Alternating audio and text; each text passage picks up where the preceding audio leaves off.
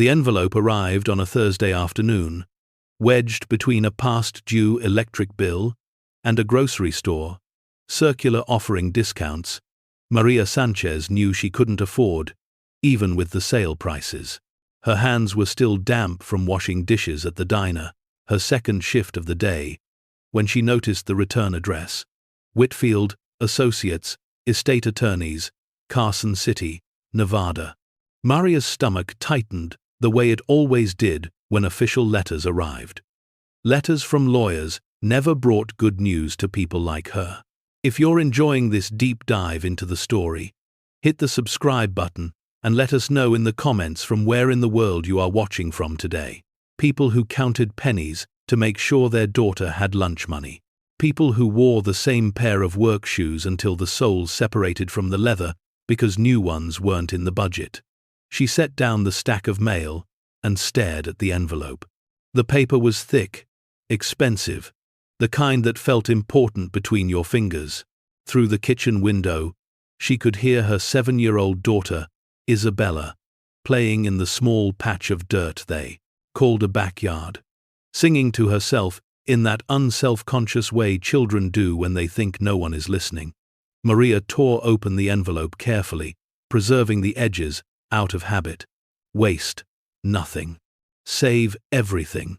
Those were the rules of survival she'd learned the hard way. Dear Ms. Maria Sanchez, the letter began in formal typewriter font.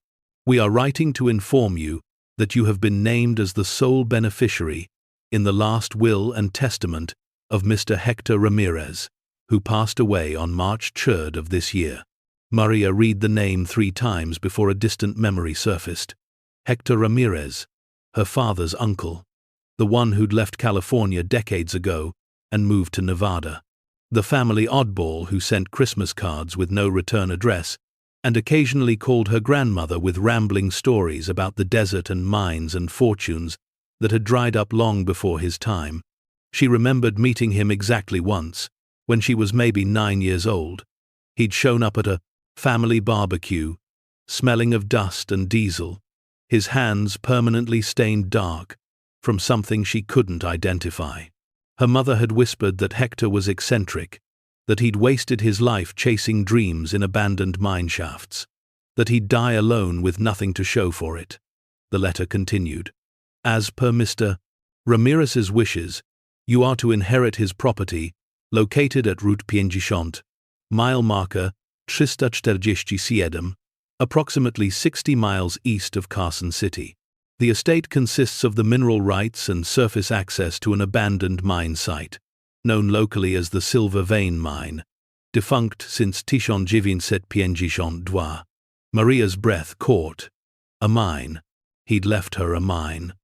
The letter went on to explain that she would need to inspect the property within 30 days to either accept or decline the inheritance. The attorneys strongly suggested a site visit before making any decisions. The property has been uninhabited and untouched for several decades and may present significant safety hazards. Legal counsel advised that the structure itself has minimal value and that the land carries substantial liability. Liability. That word landed like a stone in her chest. She was inheriting something that could hurt her, that could cost her money she didn't have.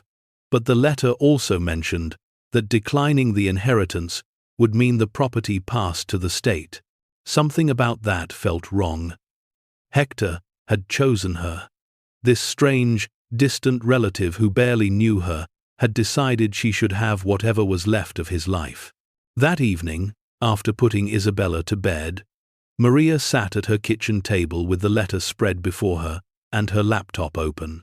She typed Silver Vein Mine, Nevada into the search bar and waited as the ancient computer wheezed to life. The results were sparse. A few historical references to silver strikes in the 1890s, mentions of the boom town that had sprung up and died within a decade. Geological surveys from the 1990s that described the area as depleted and structurally unsound. One forum post from a Rockhound website mentioned that the old silver vein had been sealed by the Bureau of Land Management in the Tysiąc after 2 teenagers had gotten lost in the tunnels. Nothing about value. Nothing about anything worth inheriting. Maria closed the laptop and pressed her palms against her tired eyes. She worked 6 days a week between the diner and a night cleaning job at an office building downtown. Her apartment was 600 square feet, with walls so thin she could hear her neighbors arguing through them. Isabella needed new shoes again, because kids grew faster than paychecks could keep up. The car was making a grinding noise that Maria had been pretending not to hear, because mechanics cost money. She was saving for rent. And now, this. An abandoned mine in the middle of the Nevada desert. A liability. A joke. But as she sat there in the silence, listening to the hum of the refrigerator and the distant sound of traffic outside, something stubborn stirred in her chest. Hector had left this to her for a reason. Maybe he'd seen something in her, some echo of himself. Or maybe he'd simply had no one else. She pulled out her phone and dialed the number on the letterhead. A receptionist answered on the 3rd ring, her voice professionally warm. Whitfield, Associates. Hi, my name is Maria Sanchez. I received a letter about an inheritance from Hector Ramirez. Oh yes, Miss Sanchez. Let me connect you with Mr. Whitfield. There was a pause. Then, a man's voice came on the line.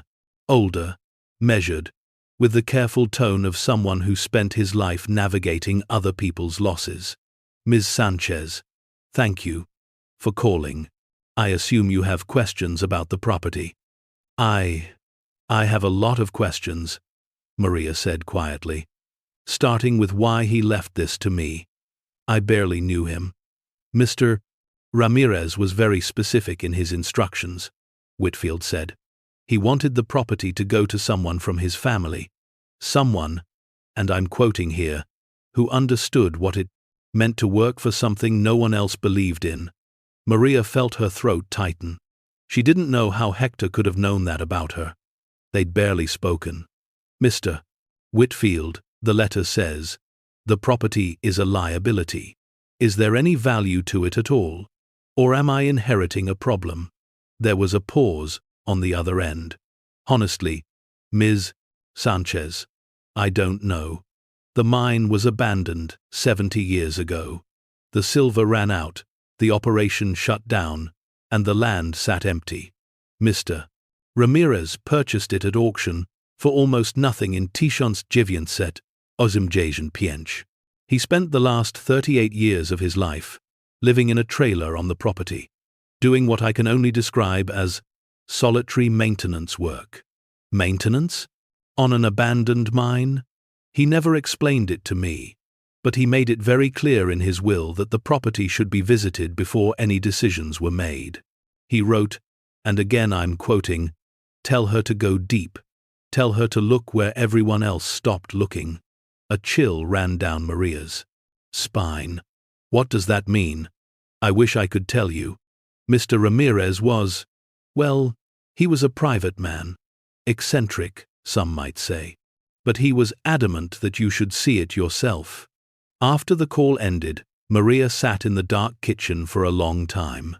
Isabella's soft breathing drifted from the bedroom down the hall.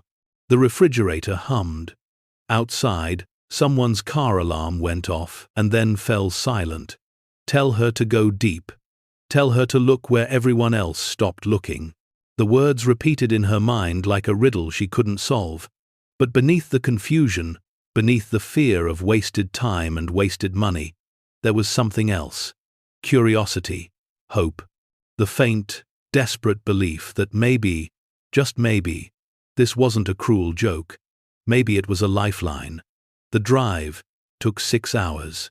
Maria left on a Saturday morning with Isabella buckled into the back seat, a backpack full of snacks, and a thermos of coffee that had gone cold by the time they reached the highway.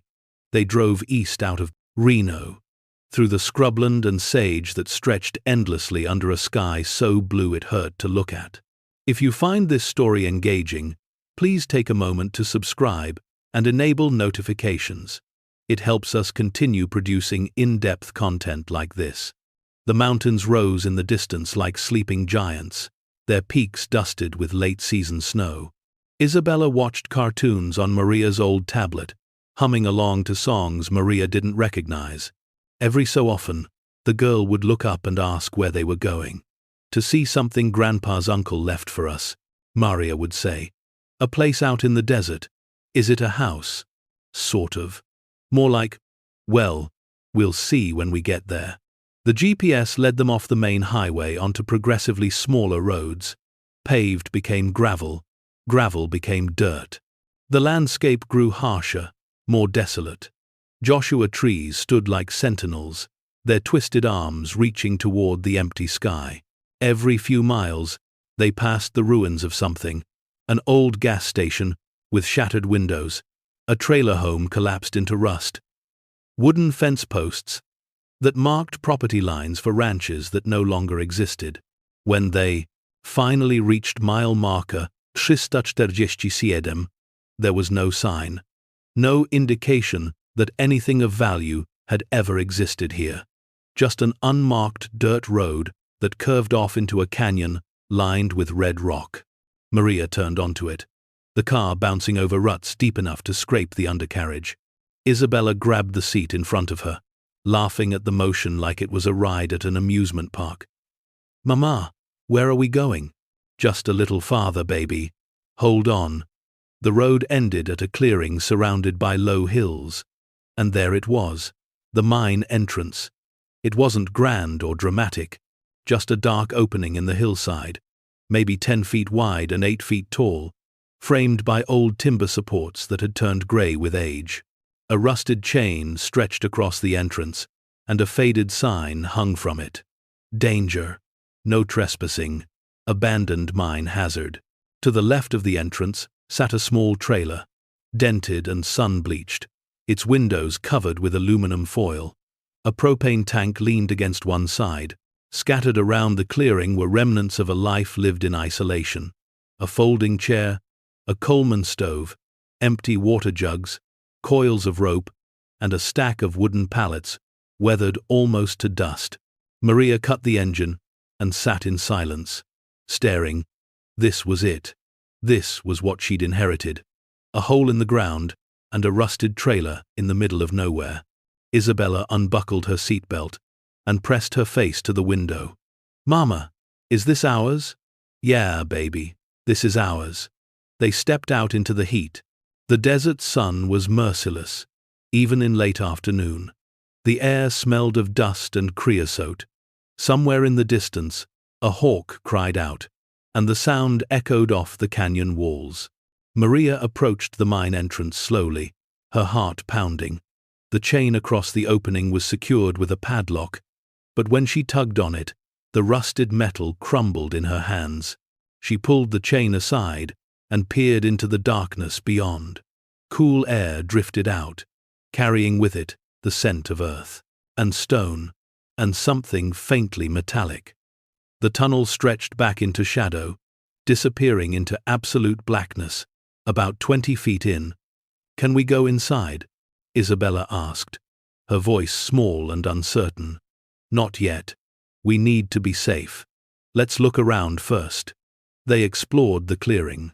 The trailer door was unlocked, hanging slightly crooked on its hinges. Inside, the space was sparse but surprisingly clean. A narrow cot with a wool blanket, a small table with a lantern and a stack of notebooks, a shelf holding canned food, most of it expired, and a first aid kit, still sealed in plastic. Maria opened one of the notebooks. The handwriting inside was tight and methodical, filled with sketches of tunnels, measurements, and notes, written in both English and Spanish. Hector's handwriting. She recognized it from the Christmas cards he used to send. March 12, 1998. Main shaft clear to 400 feet. Supports holding. No sign of instability. She keeps calling to me. I know it's there. I can feel it. Maria flipped through more pages. Each entry was dated, sometimes years apart. They documented explorations, repairs to the tunnel supports, supply runs, and woven through it all was a recurring theme. Something deeper, something waiting. September tree. 2003. Reached. The old cart junction. The geological maps were wrong. The vein didn't end here. It curves down. They stopped digging because they were afraid. But I'm not afraid. Isabella tugged on Maria's sleeve. Mama, look. The girl was pointing at a map tacked to the wall. It was hand-drawn, showing the mine tunnels in careful detail. The main shaft extended about 20 feet before branching into smaller passages, but at the very bottom of the map, drawn in red ink, was a chamber labeled simply La Luz, the light. Maria stared at it, her pulse quickening. Hector had found something, or believed he had. Something deep in the mine that had kept him here for nearly 4 decades. She looked at her daughter, at the fading sunlight, outside, and made a decision. We're going to come back tomorrow morning, she said. With flashlights and rope, we're going to see what's down there. That night, they slept in the car with the windows cracked. Maria had brought sleeping bags, and Isabella curled up in the back seat, her breath soft and steady. The desert around them was utterly silent, except for the occasional whisper of wind through the Joshua trees. Maria lay awake, staring up at the stars through the windshield. They were brighter here than she'd ever seen them in the city, countless points of light scattered across the black dome of the sky. She thought about Hector, living out here alone, digging deeper and deeper into the earth, while the world forgot he existed. Had he been crazy?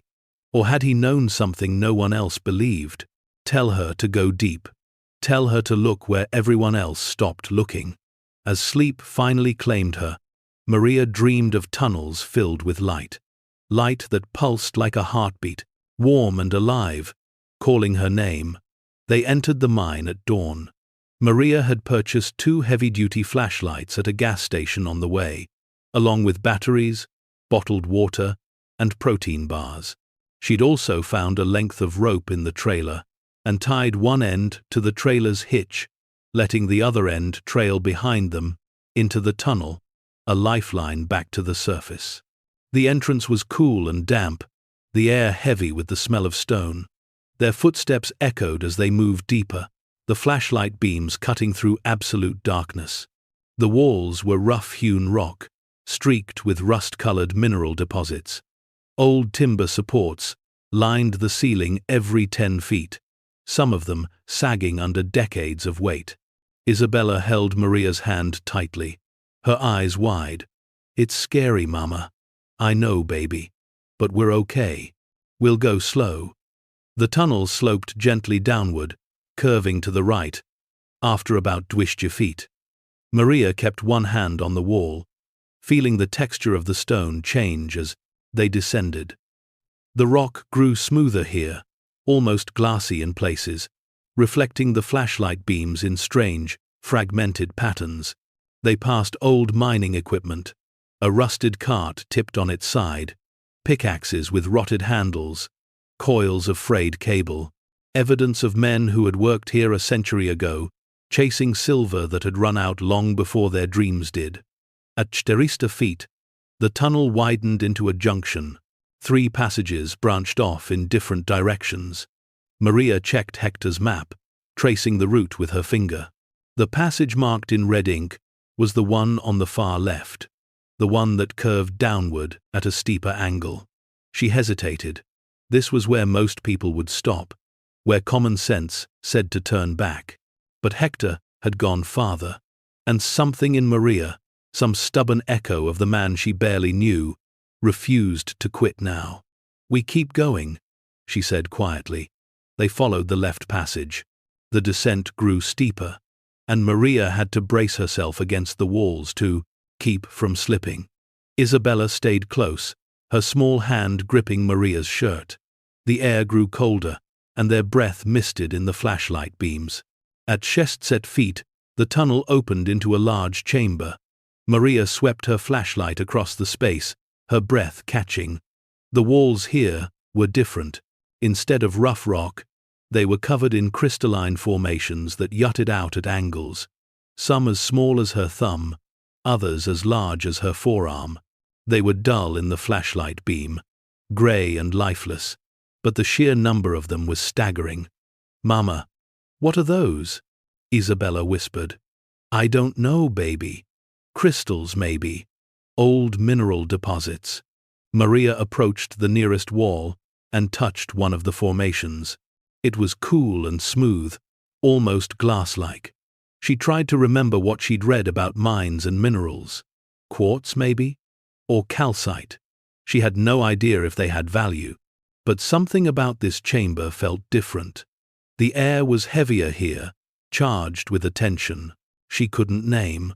And there was a sound, so faint she almost missed it. A low hum, barely audible, like the vibration of distant machinery. She followed the sound, deeper, into the chamber. Her flashlight beam swept across the floor, revealing more crystals embedded in the stone. They grew denser toward the back wall, clustering together, until the rock itself seemed to be made entirely of crystalline structures. And then Isabella said something that made Maria's blood run cold. "Mama, they're glowing." Maria spun around. "What?" Isabella pointed at the far corner of the chamber. "Look, they're glowing." Maria redirected her flashlight and froze. In the corner, where the shadows were deepest, several of the crystals were emitting a faint, pulsing light. Not reflected light from the flashlight, but their own luminescence. A soft, greenish-blue glow that seemed to come from within the stone itself. Maria's heart hammered against her ribs. She approached slowly, hardly daring to breathe. The closer she got, the brighter the glow became. And it wasn't just one or two crystals. It was dozens of them, embedded in a section of wall, about 6 feet wide and 8 feet tall. She reached out and touched one. It was warm. "Mama, it's pretty," Isabella whispered, her fear replaced by wonder. Maria pulled out her phone and tried to take a photo, but the camera struggled in the darkness. The glow was real. She could see it with her own eyes, but it barely registered on the screen. She stood there for a long time, staring at the glowing crystals, her mind racing. This wasn't normal. Crystals didn't glow on their own. They didn't emit warmth. Whatever Hector had found down here, it wasn't just an abandoned mine. She thought about the notebooks in the trailer. "She keeps calling to me. I know it's there. I can feel it." "We need to go back up," Maria said quietly. "We need to get help. Someone who knows about this." They retraced their steps, following the rope back to the surface. By the time they emerged into daylight, Maria's hands were shaking. Isabella squinted against the brightness, rubbing her eyes. Maria pulled out her phone and searched for glowing crystals Nevada. The results were sparse, but one article caught her attention. It was from a geological survey company, discussing rare phosphorescent minerals found in certain desert regions, minerals that could be worth significant money if they were pure enough. She kept reading, her pulse quickening. Rare earth elements, luminescent compounds, industrial applications in technology, medicine, energy storage, worth significant money. Maria sat down heavily on the trailer steps, her head spinning. She looked at the mine entrance, at the dark hole in the ground that everyone had dismissed as worthless. Hector had known. Somehow, he'd known. Over the next 2 days, Maria made calls. She contacted the Geological Survey Office in Carson City. She spoke with mining consultants, university professors, anyone who might be able to tell her what she'd found. Most of them were skeptical. Abandoned mines in Nevada were a dime a dozen. The chances of finding anything valuable were next to zero. But one professor from the University of Nevada took her seriously. Dr. Raymond Cho, a mineralogist who specialized in rare earth elements. When she described what she'd seen, the glowing crystals, the warmth, His voice changed. "Ms. Sanchez, I need to see this in person. If what you're describing is accurate, you may have found something extraordinary." He arrived 3 days later with a small team of graduate students and equipment Maria didn't recognize.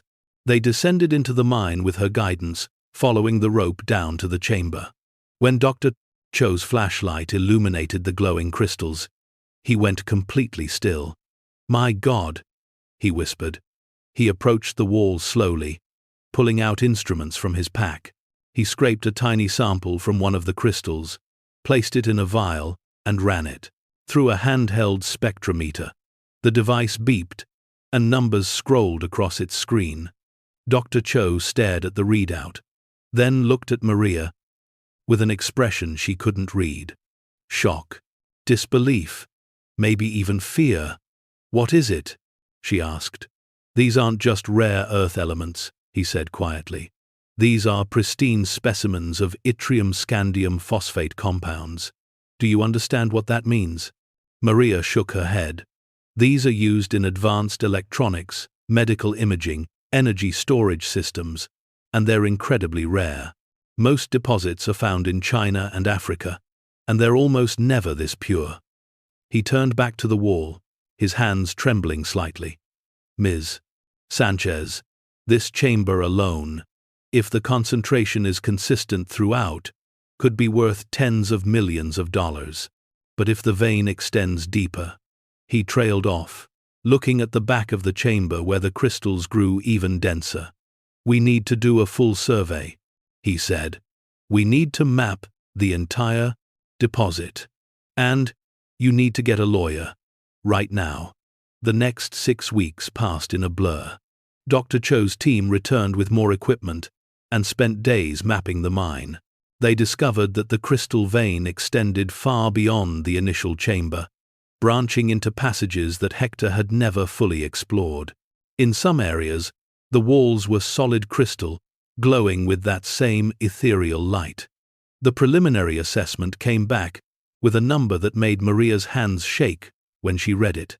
$342 million. $342 million worth of rare earth elements, luminescent compounds, and industrial minerals. All of it sitting undiscovered in an abandoned mine that everyone had written off as worthless. The news spread quickly. Within days, Maria's phone was ringing constantly. Mining companies wanted to buy the property outright. Investment firms offered partnerships.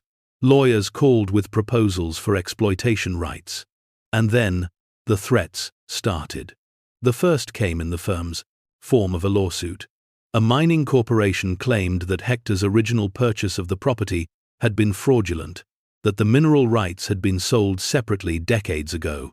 The claim was baseless, as Maria's lawyer quickly demonstrated, but it tied her up in legal proceedings for weeks. Then came the anonymous calls, low voices warning her that she was in over her head, that people with real money and real power didn't like outsiders stumbling into fortunes they didn't deserve. One night, someone slashed the tires on her car. Another time, she found the trailer's door kicked in, Hector's notebooks scattered across the floor. Maria was terrified, but she was also angry. Angry at the assumption that she should just roll over and let someone else take what was rightfully hers. Angry at a world that made poverty feel like a moral failing and then punished people for trying to climb out of it. She hired better lawyers. She contacted the Bureau of Land Management and secured official recognition of her mineral rights. She reached out to environmental groups and indigenous advocacy organizations, offering partnerships that would ensure the mine was developed responsibly. And slowly, the tide began to turn. A major technology company approached her with a fair offer. Not to buy the mine outright, but to lease the extraction rights, with Maria retaining majority ownership. They would handle the mining operations, the processing, the sales. Maria would receive royalties, ongoing income that would last for years, maybe decades. She negotiated hard, with lawyers at her side who made sure every clause protected her interests. By the time the contract was signed, Maria had secured not just immediate payment, but long-term financial security for herself and Isabella. The first royalty check arrived on a Tuesday morning. Maria stood in the tiny kitchen of her apartment, holding the paper in her hands, staring at the number. $2 million, the initial payment, with more to come every quarter. She sat down at the kitchen table and cried, not from relief, though that was part of it, but from the sheer, overwhelming weight of it all. The fear, the doubt, the nights she'd lain awake wondering if she'd made a terrible mistake, Hector had known. Somehow, this strange old man she'd barely met had known that she needed this, that she would fight for it when others would have given up. 6 months later, Maria stood at the entrance to the mine, watching workers in hard hats move equipment down into the tunnels. The operation was clean, regulated, overseen by environmental monitors. Dr.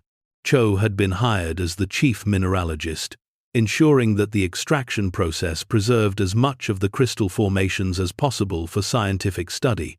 Isabella stood beside her, taller now, her hair pulled back in a ponytail. The girl looked up at her mother with eyes full of wonder. "Are we rich now, Mama?" Maria smiled. "We're safe now, baby. That's better than rich." They'd moved out of the tiny apartment and into a modest house on the outskirts of Carson City. Nothing extravagant, just a place with a yard and enough rooms that they didn't have to share a bedroom anymore. Maria had quit both of her jobs and enrolled in online classes to finish the college degree she'd abandoned years ago. But she hadn't forgotten where she came from. She'd set up a scholarship fund for single mothers pursuing education. She'd donated to food banks and shelters. She'd hired a lawyer to help other families navigate the predatory legal systems that kept people trapped in poverty. And she'd made sure that a portion of the mine's profits went to preserving Nevada's desert ecosystems, protecting the land that had given her so much. As the sun set over the canyon, painting the rocks in shades of orange and red, Maria thought about Hector. She wished she'd known him better, wished she'd asked him more questions when she'd had the chance. But in a way, he'd told her everything she needed to know, not with words, but with the life he'd lived. 38 years alone in the desert, digging deeper when everyone else had stopped, believing in something no one else could see. Tell her to go deep. Tell her to look where everyone else stopped looking. She had, and she'd found not just wealth, but validation. Proof that persistence mattered, that people who were dismissed and overlooked could still uncover something extraordinary. The workers began shutting down operations for the day, their voices carrying across the clearing. Maria took Isabella's hand and walked back to their car. As they drove away, Maria glanced in the rearview mirror one last time. The mine entrance was dark now, the crystalline chambers hidden deep underground, but she could still see them in her mind's eye, glowing softly in the darkness, pulsing with light like a heartbeat. La Luz, the light. It had been waiting for her all along, waiting for someone brave enough, stubborn enough, desperate enough to believe that even in the deepest darkness, there was still something worth finding, and she had found it. The peace lasted exactly 9 months. Maria was sitting in her new kitchen, Isabella doing homework at the table, when her lawyer called with news that made her stomach drop. A man named Victor Drummond had filed a claim against the mine. He claimed to be Hector's business partner from 40 years ago, asserting that he'd funded Hector's initial purchase of the property and was owed 50% of any profits. Maria's hands tightened around the phone. Is there any truth to it? Her lawyer, Patricia Chen, a sharp woman in her 50s who'd fought off the first wave of legal challenges, was quiet for a moment. The documents he's provided look legitimate on the surface, dated 1985, signed by both men. It's a partnership agreement that would give him exactly what he's claiming. Can you fight it? I can try. But Maria, this man has resources. He's represented by Morrison, Black, one of the most aggressive corporate law firms in Nevada. They wouldn't take this case unless they believed they could win. That night, Maria couldn't sleep. She kept thinking about Hector, about the notebooks in the trailer. If he'd had a partner, wouldn't he have mentioned it? Wouldn't there be some record in his meticulous notes? At 3 a.m, she got dressed, left Isabella with her neighbor, and drove to the mine site. The operation had shut down for the night, and the desert was silent under a canopy of stars.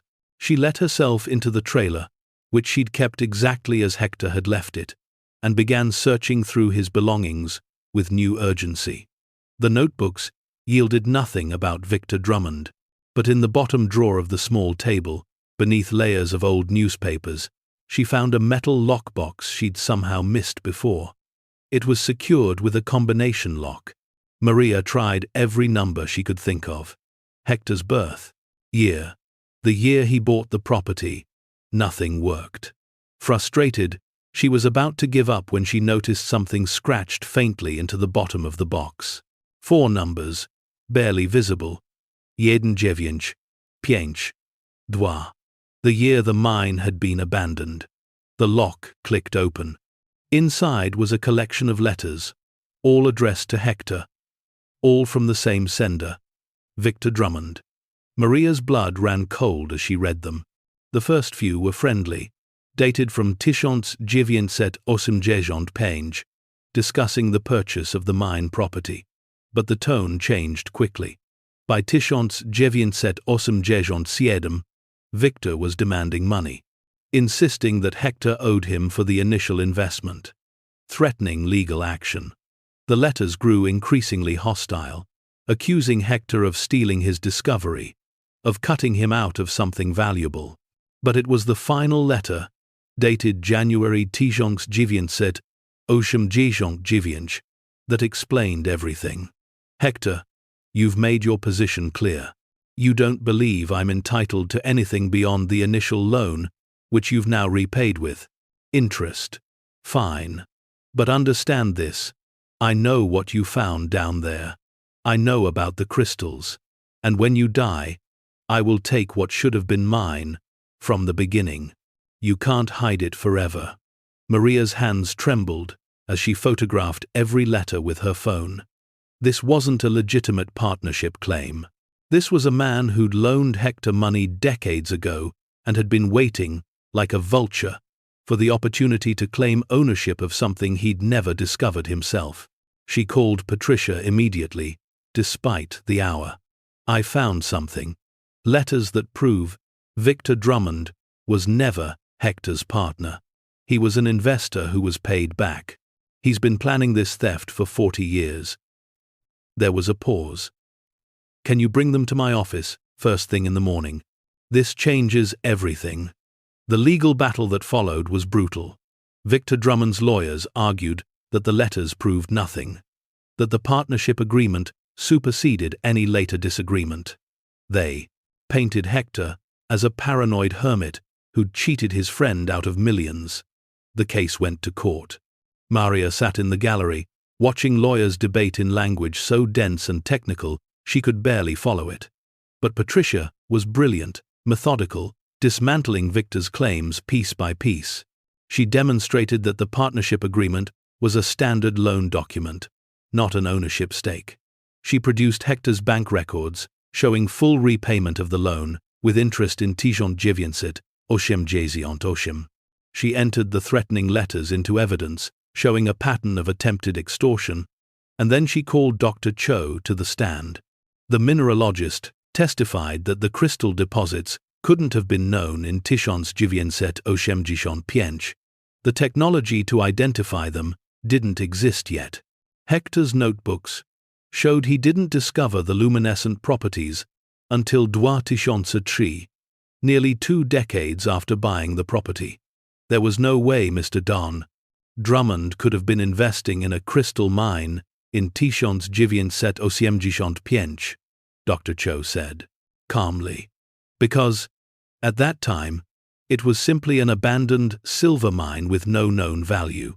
The judge, A no-nonsense woman in her 60s named Sandra Blackwell listened to weeks of testimony before rendering her verdict. I find that Mr. Drummond's claim lacks merit. The evidence clearly shows that Mr. Ramirez purchased the property independently, repaid all debts, and spent 38 years developing and exploring it alone. The discovery of valuable minerals occurred decades after any business relationship between these men had ended. The claim is dismissed. Victor Drummond stood abruptly, his face red with fury. This is theft. That mine should be— Mr. Drummond, Judge Blackwell said sharply, I suggest you leave this courtroom before I hold you in contempt. Maria watched him storm out, his lawyers following. She felt no triumph, only exhaustion. Outside the courthouse, Patricia put a hand on her shoulder. It's over. The mine is legally yours, no ambiguity. But Maria wasn't so sure. Men like Victor Drummond didn't give up after one loss. She was right. 3 weeks later, Isabella came home from school crying. One of the older boys had cornered her at recess, saying his father worked for a mining company and that Maria had stolen money from good people, that she was a criminal who deserved to lose everything. Maria held her daughter close, feeling rage build in her chest. They were going after her child now, trying to break her by breaking the one thing she couldn't protect in a courtroom. That night, she made a decision. She wasn't going to run. She wasn't going to hide. She was going to finish what Hector had started, and she was going to do it in a way that made it impossible for people like Victor Drummond to ever profit from greed again. She called a press conference. The reporters who showed up expected a defensive single mother trying to justify her fortune. What they got was something else entirely. Maria stood before the cameras, dressed, simply, but professionally, and told her story. Not just about inheriting the mine, but about her life before it. About working 2 jobs to keep food on the table. About choosing between electricity and groceries. About a daughter who deserved better than a mother who was too exhausted to read her bedtime stories. Hector Ramirez spent 38 years alone in the desert, she said, her voice steady. People thought he was crazy. They thought he was wasting his life. But he was protecting something. Not just minerals and money, but possibility. The possibility that someone who'd been told their whole life they didn't matter might suddenly discover they did.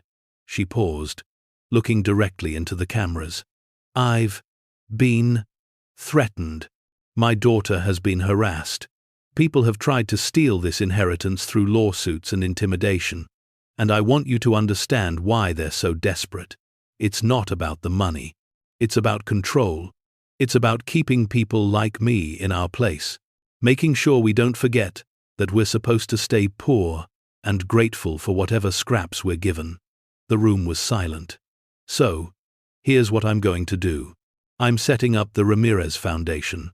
Half of my royalties from the mine will go toward funding education, housing, and legal support for working families. The other half will fund research into sustainable mining practices and environmental restoration.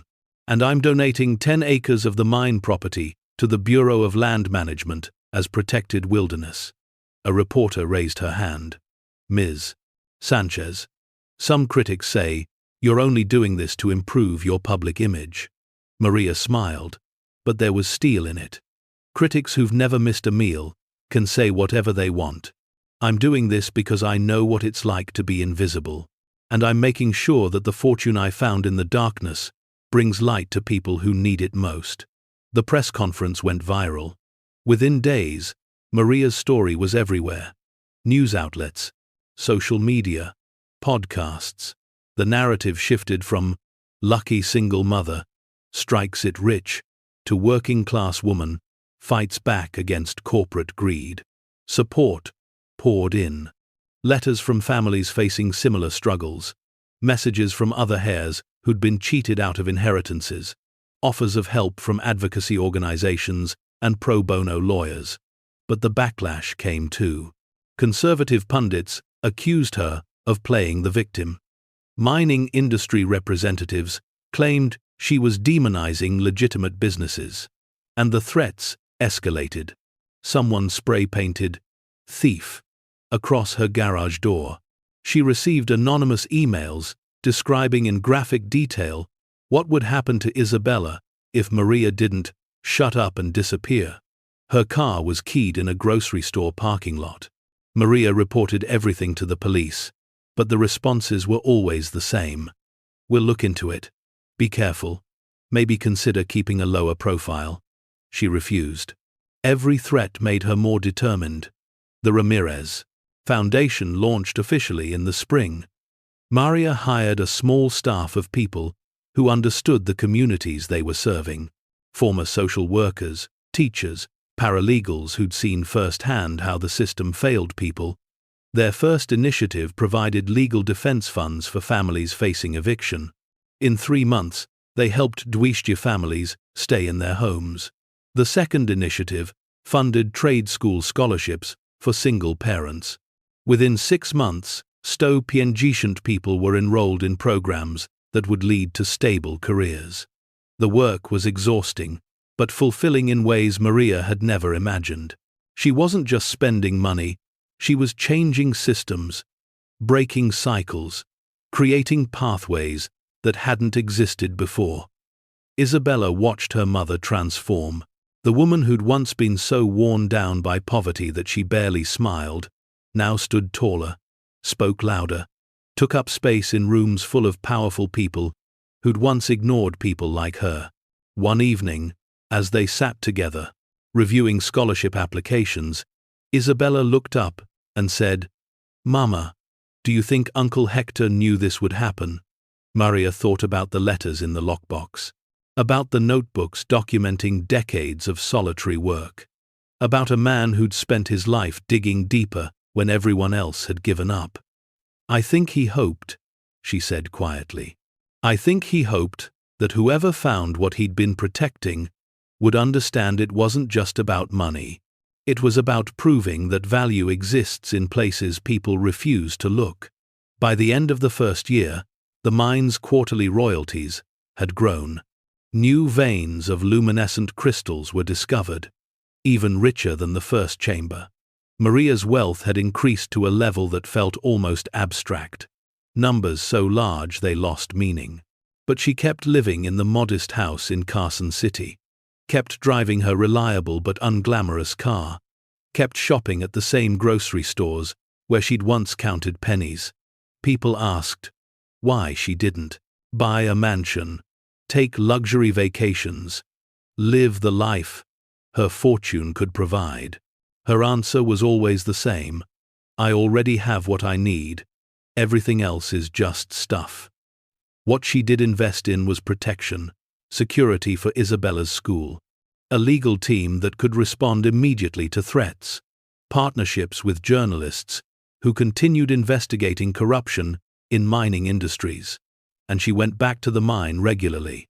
Not to oversee operations, the company she'd contracted with handled that, but to stand at the entrance and remember what it had felt like to arrive here with nothing but hope and desperation. Remember Hector's notebooks. Remember the moment Isabella had pointed into the darkness and said, "Mama, they're glowing." Dr. Cho continued his research on the crystals, publishing papers that advanced scientific understanding of rare earth minerals. He always credited Maria for making the site available to researchers, for insisting that knowledge mattered as much as profit. The environmental protections she'd established became a model for responsible mining operations. Other companies began adopting similar practices, not out of altruism, but because Maria had proven it was possible to extract resources without destroying ecosystems. 2 years after the initial discovery, Victor Drummond died of a heart attack. Maria felt no satisfaction when she heard the news, just a quiet sadness for a man who'd spent 4 decades consumed by bitterness and greed, waiting for something that was never his to claim. His family sent her a letter afterward, apologizing for his actions. They wrote that he'd been obsessed with the mine since the day Hector bought it, convinced that it held riches he deserved. The obsession had poisoned his relationships, cost him his marriage, and ultimately destroyed him. Maria read the letter and thought about the different paths people could take when faced with disappointment. Hector had dug deeper, worked harder, and ultimately left behind something meaningful. Victor had festered in resentment, trying to take what he hadn't earned. She wrote back to his family with condolences and an offer. The foundation would pay for grief counseling for anyone in their family who needed it. It was a small gesture, but important. The cycles of bitterness had to end somewhere. Isabella grew. The frightened 7-year-old, who'd clutched her mother's hand in the dark tunnel, became a confident 10-year-old who spoke up in class, joined robotics club, and dreamed of becoming a geologist like Dr. Cho. Maria enrolled her in a good school, not an elite private academy, but a public school in a diverse neighborhood where kids from all backgrounds learned together.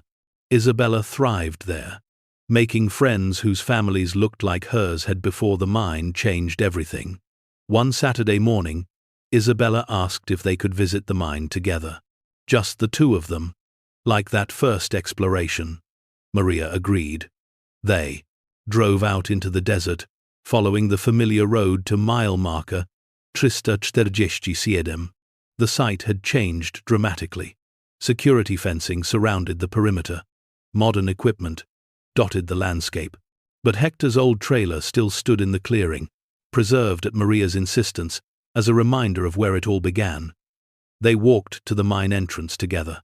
The opening was wider now, reinforced with modern supports and equipped with lighting. But Maria remembered how it had looked that first day, dark and forbidding and full of terrible possibility.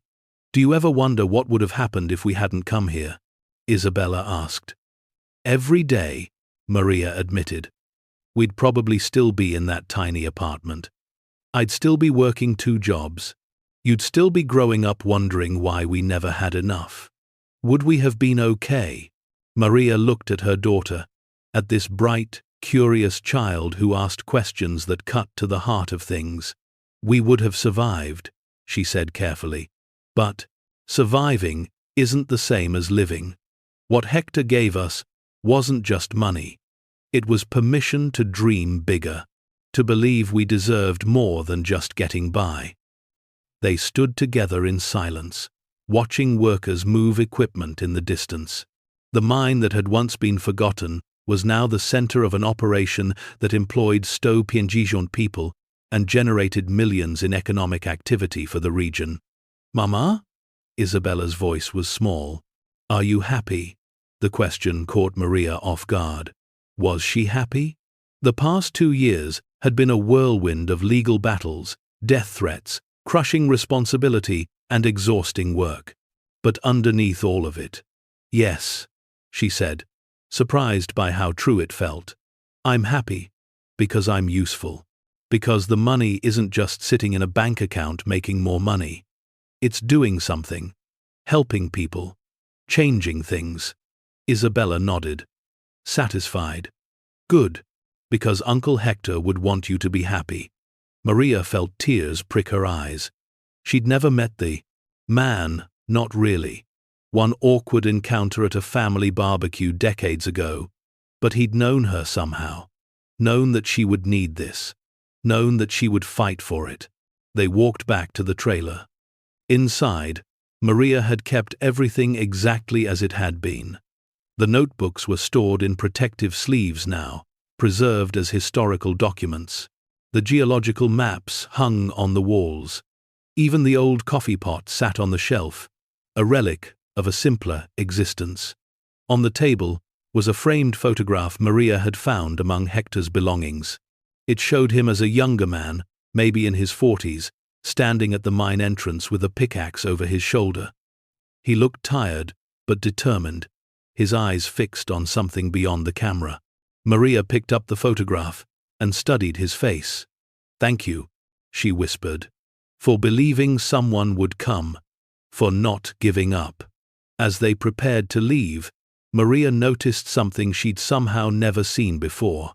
Behind the photograph frame was a small piece of paper, folded and tucked into the backing. She pulled it out carefully. It was a letter, written in Hector's precise handwriting, addressed to whoever found his mine. Her hands shook as she unfolded it. To the one who came after, if you're reading this, it means you found la luz, the light. Good. That means I didn't spend 38 years digging in the dark for nothing. People will tell you I was crazy. A hermit who wasted his life chasing ghosts in an empty hole. Maybe they're right.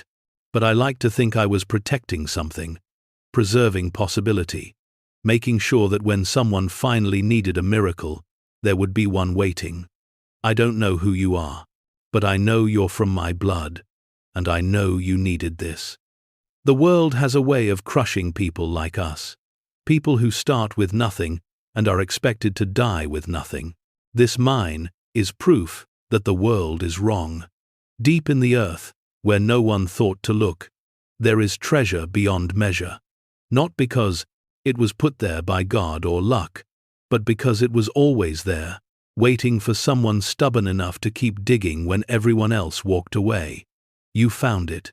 That makes you like me. That makes you someone who doesn't quit when things get hard. Someone who believes that value exists in the forgotten places. Use what you found. Don't hoard it. Don't let it make you cruel or paranoid. Let it be the light it was meant to be.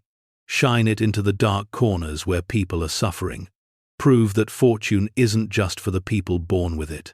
And when you're tired, when the fight gets too hard, come back to this place. Stand at the entrance, and remember that you are the one who had the courage to go deep, to look where everyone else stopped looking. That courage is worth more than all the crystals in the earth. Be brave, be generous, be the light. Hector Maria read the letter 3 times, tears streaming down her face. Isabella stood beside her, reading over her shoulder. He knew, the girl said softly. He knew exactly what would happen. No, Maria said, wiping her eyes. He hoped. He believed. That's different. She folded the letter carefully and placed it back behind the photograph. This would stay here, in the trailer, for the next person who needed to understand what Hector had really left behind. They drove back to Carson City as the sun set behind them, painting the desert in shades of gold and amber. Maria felt lighter than she had in months. The burden of wealth, of responsibility, of constant vigilance, it was still there, but so was purpose, so was meaning. That night, she sat down at her computer and wrote an email to Patricia, her lawyer. I want to establish a scholarship specifically for children of single parents. Full ride to any college they want. No restrictions on major or career path. Just support. Can we make that happen? The response came within minutes. Already drafting the paperwork. How many scholarships annually? Maria thought about Isabella, about all the children growing up in circumstances like they'd faced, about the kids who went to school hungry because their parents worked 3 jobs and still couldn't make rent. 25 per year, she typed. And if we can afford more later, we'll expand. Done. You're changing lives, Maria. Never forget that. Maria closed her laptop and walked to Isabella's room. Her daughter was already asleep, curled up with a book about geology still open on her chest. Maria gently moved the book to the nightstand and pulled the blanket up. In the dim light, she could see traces of herself in Isabella's face, but also traces of something else. Confidence, security, the absence of fear that had marked Maria's own childhood. This was what Hector had really given them. Not just wealth, but the space to breathe, to dream, to become more than survival allowed. She kissed Isabella's forehead and whispered, "We're going to be okay, baby. Better than okay." In the darkness of the desert, 60 miles away, the mine continued its work. Lights glowed in the tunnels, where the crystals pulsed with their otherworldly luminescence. Workers moved through the chambers, carefully extracting minerals that would power technology, advance medicine, and change industries. And deep below, in passages not yet explored, more crystals waited in the darkness, glowing softly, patiently, ready to be discovered by future generations who would come seeking light in unexpected places. Hector Ramirez had been right about everything.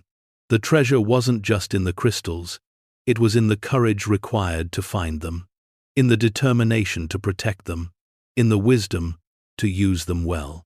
Maria had inherited more than a mine. She'd inherited a legacy of stubborn hope, and she would spend the rest of her life making sure that legacy lived up to the man who'd spent 38 years alone in the desert, digging deeper, believing that someday, somehow, the light would be found. 3 years after finding Hector's final letter, Maria received an unexpected phone call from a woman named Elena Vasquez. She introduced herself as a documentary filmmaker working on a project about forgotten American fortunes and the people who discovered them. "I'd like to tell your story," Elena said. "Not the sensational version the media ran with, but the real one, about what it means to inherit possibility when the world has told you that you deserve nothing."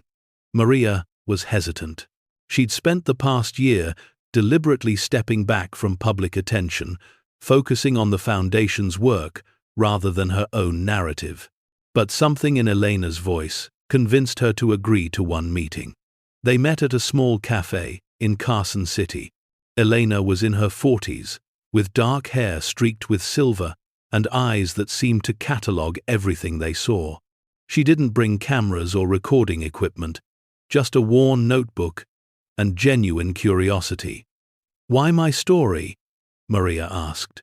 "There are people who inherited much more. People with more dramatic circumstances." Elena smiled. "Because your story isn't really about the mine.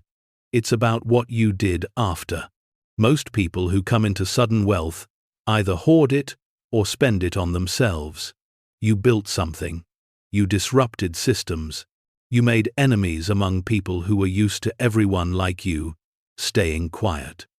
Over coffee that turned into lunch, that turned into 3 hours of conversation, Maria found herself telling Elena things she'd never spoken about publicly.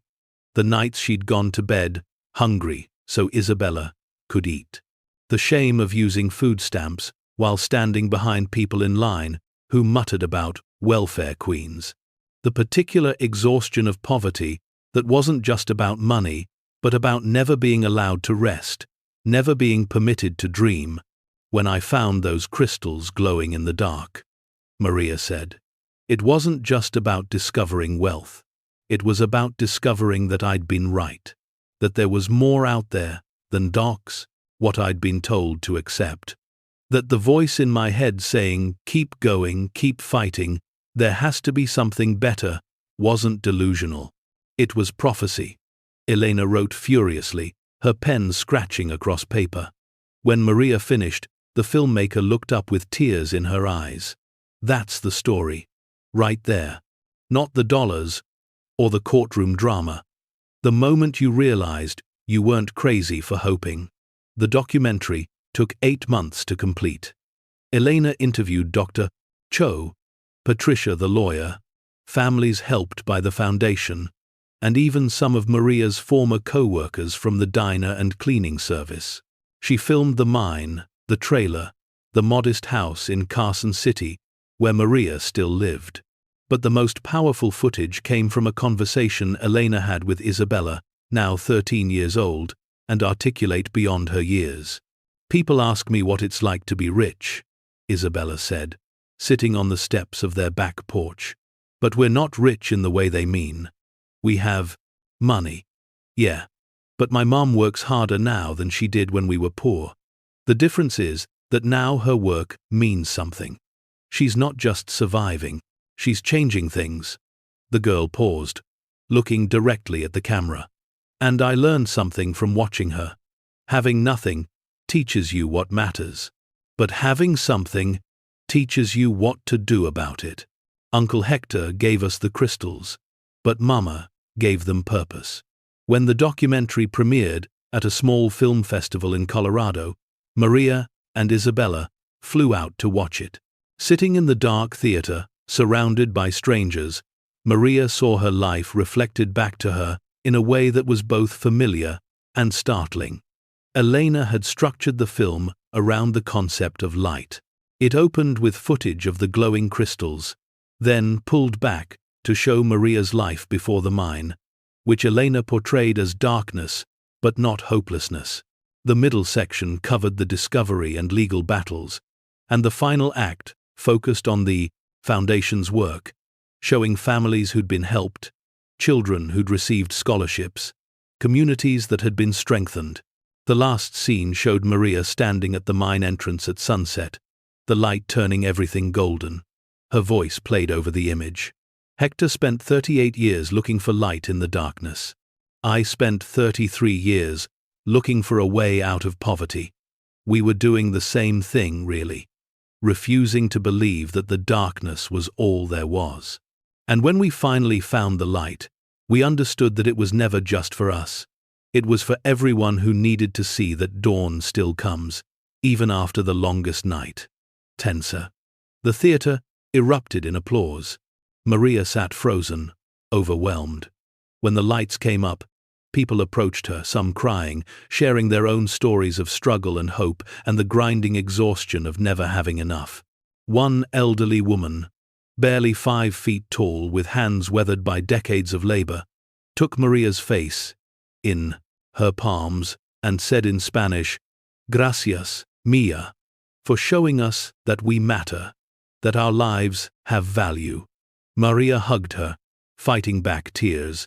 This was why Elena's documentary mattered, not to glorify Maria's story, but to dignify the stories of everyone who'd ever felt invisible. The documentary won awards. It was picked up by a streaming service and reached millions of viewers. And with that exposure came another wave of attention, both positive and negative. Reporters requested interviews. Speaking invitations poured in from universities, conferences, and community organizations. But so did the criticism. Opinion pieces accused Maria of exploitation, of using poverty porn to make herself look good. Social media trolls dissected every financial decision she made, claiming she was wasting Hector's fortune on handouts instead of investing it wisely. The most painful attacks came from people who'd once been in situations similar to hers. Comments from working-class people accusing her of forgetting where she came from, of becoming another rich person, pretending to care while living in comfort. Maria read one particularly vicious thread late one night, unable to stop herself despite knowing it would hurt. Anonymous users debated whether she deserved her fortune. They picked apart her appearance, her education level, even Isabella's choice of hobbies. Nothing was too small or personal to criticize. She closed her laptop and sat in the darkness of her kitchen, feeling the weight of public scrutiny in a way she never had before. When she'd been poor, she'd been invisible. Now she was hypervisible, every action analyzed and judged by people who'd never met her. Patricia called the next morning, having seen the same online discussions. "Stop reading that garbage. You're doing extraordinary work. Don't let bitter strangers make you question that." "But what if they're right?" Maria said quietly. "What if I am just playing at being one of them when I'm not anymore? I have security they don't. I can afford to be generous because I'm not drowning." "You earned that security," Patricia said firmly. "You fought for it. And you're using it exactly the way Hector hoped someone would. Don't let guilt rob you of the satisfaction of doing good work." Maria knew Patricia was right, but the doubt lingered. That night, she did something she hadn't done in months. She drove to the mine alone, arriving after the workers had left for the day. The desert was quiet, except for the wind moving through the Joshua trees. She walked into the trailer and sat at Hector's small table, surrounded by his notebooks and maps. In the stillness, she could almost feel his presence. A man who'd endured decades of mockery, who'd been called crazy and obsessed, who died without ever seeing his discovery validated. "Did you struggle with this?" she asked the empty room. "Did you wonder if you were wasting your life? If the mockery was right?" Of course, there was no answer. But as answer, she sat there. Maria realized something important. Hector had never needed validation from the people who didn't understand. He'd validated himself through persistence, through refusing to let other people's limitations become his own. She pulled out her phone and recorded a video. Not polished or scripted, just her sitting in the trailer, speaking from exhaustion and honesty. "I've been reading the criticism," she said to the camera. "And some of it hurts because it comes from people whose struggle I recognize. They think I've abandoned them by becoming someone they can't relate to anymore. But here's what I want to say. I will never forget what it felt like to choose between electricity and food, to lie awake at night, doing math in my head, trying to figure out how to make $20 stretch for 3 more days. That fear, that shame, that grinding exhaustion, it's written into my bones. I can't forget it, even if I wanted to." She paused, collecting her thoughts. "But I also refuse to believe that the only way to stay authentic to that experience is to remain poor. That's what poverty does. It makes you think you don't deserve better. That trying to escape is betrayal. That success is for other people, not for you, and I won't accept that. Not for myself, and not for anyone else who's been told they should settle for less."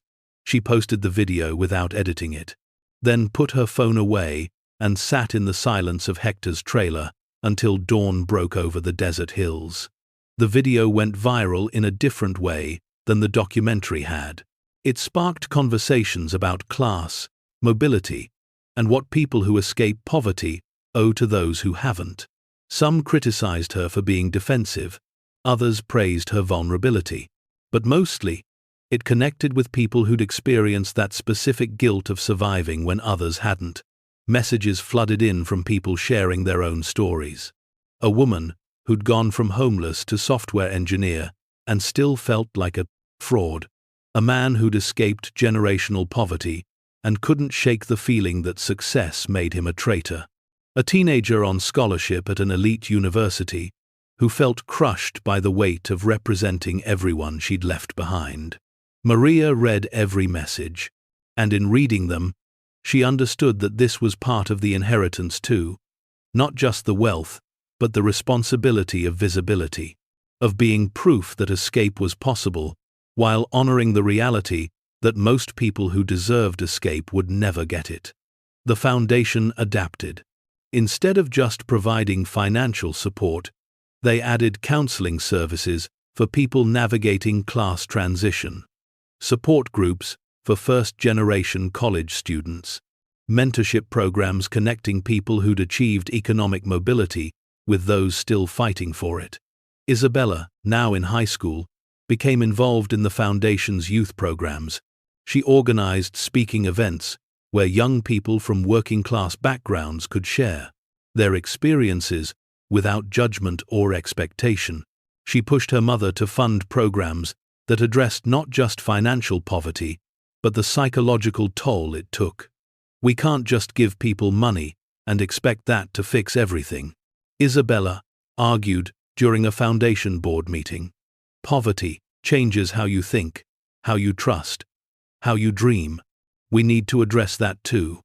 Maria watched her daughter present proposals with confidence and clarity, and felt something shift in her understanding of legacy. She'd thought Hector's gift was about her, about giving her a chance at a better life. But it was bigger than that. It was about creating a cascade of possibility that would reach people she'd never meet, in ways she couldn't predict. On the 5th anniversary of discovering the crystals, Maria organized a celebration at the mine site. Not a lavish event, but a gathering of everyone whose lives had been touched by Hector's unexpected gift. Families who'd avoided eviction, students who'd gone to college, workers employed by the mining operation, researchers studying the crystals, community organizers using Foundation grants to build resources. Dr. Cho gave a speech about the scientific breakthroughs made possible by access to the rare minerals. Patricia talked about the legal precedents set by Maria's fights against corporate exploitation. Elena screened a short follow-up to her documentary showing the Foundation's impact over 5 years. But the moment that mattered most to Maria came at the end of the evening. A young woman approached her, maybe 20 years old, wearing a university sweatshirt. She introduced herself as Carmen, one of the first recipients of the Foundation's scholarship. "I just wanted to thank you," Carmen said, her voice shaking slightly. "Not just for the money, though that changed my life, but for making me believe I deserved a chance. My whole childhood, everyone told me college wasn't for people like us, that I should be realistic, get a job, not waste time dreaming. Your story made me think, if she can fight for something better, maybe I can too." Maria hugged her, this stranger who somehow felt like family. "What are you studying?" "Environmental engineering. I want to work on sustainable mining practices. Make sure operations like this one don't destroy the land." Carmen smiled. "Dr. Cho is mentoring me. He says I'm brilliant." She said it like she still couldn't quite believe it. "You are brilliant," Maria said firmly.